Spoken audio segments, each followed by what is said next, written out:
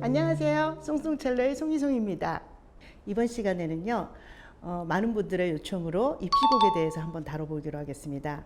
이번에 나온 입시곡은 모리스 장드롱이라는 또 첼리스트께서 편곡을 한 좀 우리에겐 낯선 곡이 나왔어요. 그래서 많은 선생님들과 학생들이 이 곡을 어떻게 해석을 해야 될까요? 우리가 알려져 있는 그런 곡하고 좀 차이가 있는데 그 차이점을 어떻게 표현하면 좋을까요? 하는 질문들을 많이 해주셔서요. 제가 한번 연구를 같이 해봤습니다. 확실히 원곡에 가까웠어요. 보케리니의 색깔이 많았고 보케리니 시대에 어울리는 그런 곡으로 원곡에 굉장히 가까운 편곡이구나 이런 생각이 들었습니다. 일단 보케리니에 대해서 조금 알아봐야 될 것 같은데요. 보케리니는 이태리에서 태어난 작곡가예요. 그래서 첼로를 굉장히 잘했고 작곡도 참 잘한 사람이고 유럽 전역에서 활동을 했는데 주로 궁중에서 귀족들을 위한 편곡을 했고요. 스페인이나 프랑스 같은 곳에서 활동을 많이 했기 때문에요. 굉장히 다양했어요. 그리고 특별히 제가 보케리니에 대해서 특별하게 생각하는 건 뭐냐 하면은 로코코 시대 우리가 알고 있죠. 그 시대에는 첼로에 대해서 굉장히 첼로는 베이스 악기고 무거운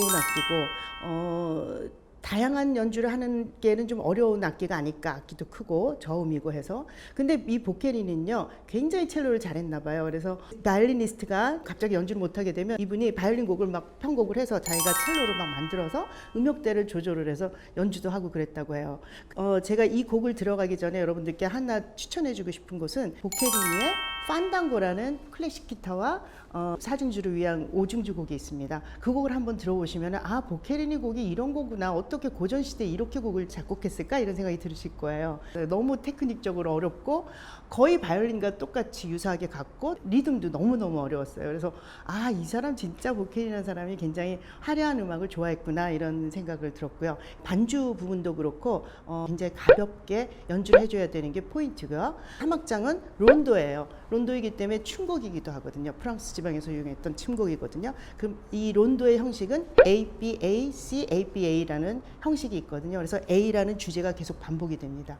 그 주제가 굉장히 심플하면서도 잘 정돈이 되어 있어야 연주하기가 굉장히 좋으실 거예요.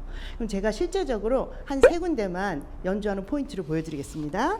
자, 이 맨 처음 부분입니다.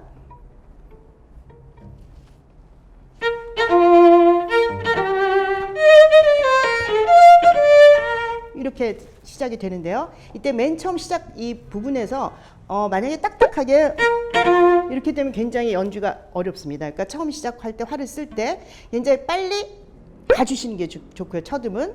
두 번째 음, 세 번째 음과 가볍게 붙이시는 게 좋습니다. 그렇죠? 근데 그 활이 살짝 뜹니다. 활을 살짝 띄우고 그 띄우는 걸 받아서 따단 하는 식으로 탄력을 이용해서 제가 맨날 활에 대해서 강조를 많이 하죠. 가볍게 쓰셔야 되고 탄력이 있어야 됩니다. 딱딱하면 섬세한 표현 못합니다. 다시 보여드리겠습니다.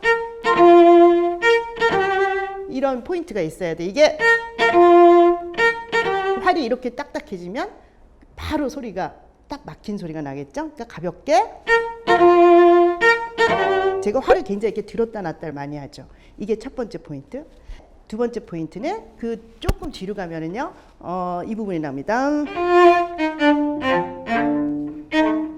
이것도 굉장히 학생들이 어려워합니다. 초등학생을 대상으로 하는 입시곡이기 때문에 이때 어떻게 활을 써야 되죠? 이게 그런 말씀을 많이 하는데 이 부분이 A선에서 D선으로 왔다 갔다 하잖아요. 그때 이 균형 맞추는 거, 이 각도가 달라지는 균형, 그 다음에 활이 똑바로 가는 거, 그걸 유지를 해야 되고, 그 다음에 다운과 업이 다운 갈 때와 업이 갈 때의 그 힘이 다를 거예요. 근데 그 힘을 업이 굉장히 약해지기가 쉽거든요. 그러니까 그거 유지하기가 어려운데 그거 연습하는 포인트는 업할 때 엄지와 첫째, 다섯째 힘을 주시고 약간 다섯째 손가락으로 밀어주듯이 하면 약한 업이 다운과 좀 비슷하게 균형을 이룰 수 있을 겁니다. 이런 식으로 이게 균형이 이루어질 것 같습니다. 그리고 세 번째로 그 뒤로 가면은 이런 부분이 나옵니다. 이번에는 포지션, 왼손 포지션의 문제인데요. 또 한음 올라가서 이렇게 나오게 되거든요.